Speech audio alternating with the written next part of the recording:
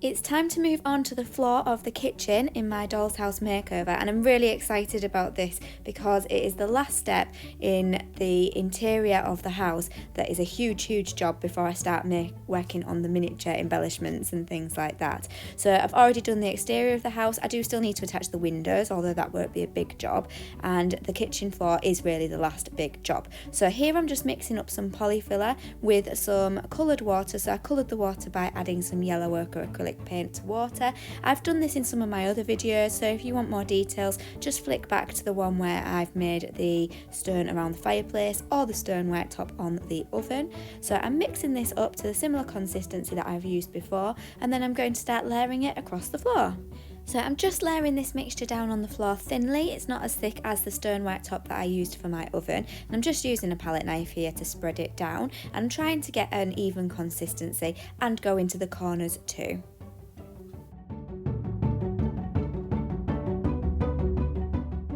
I'm just using the kebab skewer here to score marks into the floor to show each individual flagstone. Each one's going to be slightly different shape and size, and I'm not too worried exactly about the edges because I will be working into it more once it's dried.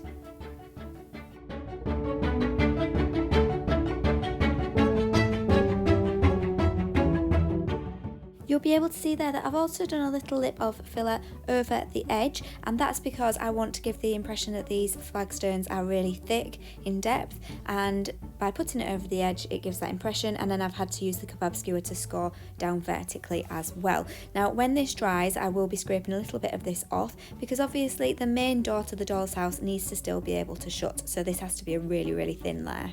I'm just scraping away underneath here to give a nice neat edge, but also so that this doesn't stick to my cutting mat.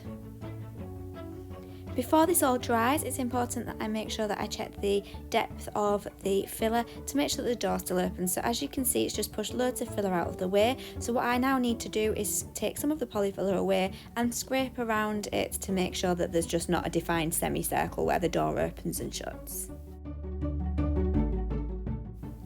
It's now time to be patient and leave it to dry.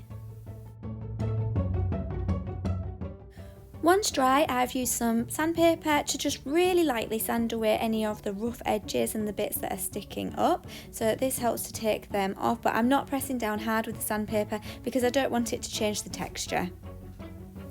I'm then using my craft knife to just gently score away at the edges here and scrape off any excess to make sure that my doll's house door shuts. And I'm also going to go over each individual stone to check its shape, to make sure that I'm happy with the edges and to make sure that it's not too thick that the door won't open. Then time for a quick vacuum. And now that the main area is dry and I've been able to open the door, I've just added some more polyfiller here to come right up to where the floorboards meet the stone floor. Once that was dry, I gave it a sand down, and then I just used my craft knife to score back away through those lines between each flagstone, just because some of the definition had become a little bit lost. After that, I checked that the door would shut. It wouldn't, so I needed to scrape away a little bit just to make this layer a bit thinner. Then the floor was ready to add some colour, so I used my soft pastels, which are like chalks, and I used these three colours in the lid. So for the first colour, this is a peachy brown colour, and I put quite a lot of this on and smudged it into the floor. And then after that, I layered up the other colours.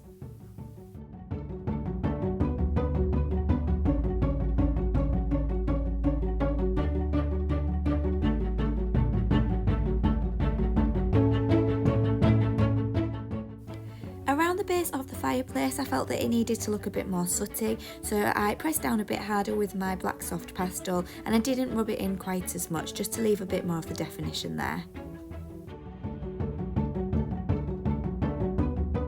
I've been working on some improvements to this little oven, which I'll put in a separate video, but it's time to put it back in now and work out where some more definition needs to go on the floor underneath it to show where the soot and ash would be. I wasn't happy with the edges of this piece of furniture, so I decided to use a bit of polyfiller to fill in the gaps, and I also did this underneath it as well to make it look as if it was attached. And whilst this was drying, I decided to make some fake charcoal, so some miniature charcoal, and I was so impressed with how this turned out.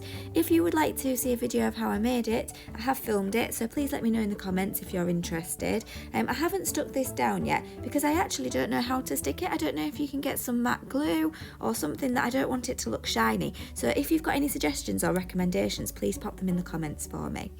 Before finishing off, I decided to just sand away a little bit of the colour because I felt that the floor had gone a bit too peachy. Once sanded, I thought it was perfect. I added some more smudginess around where the polyfiller had attached the oven to the wall, and then my flooring was finished.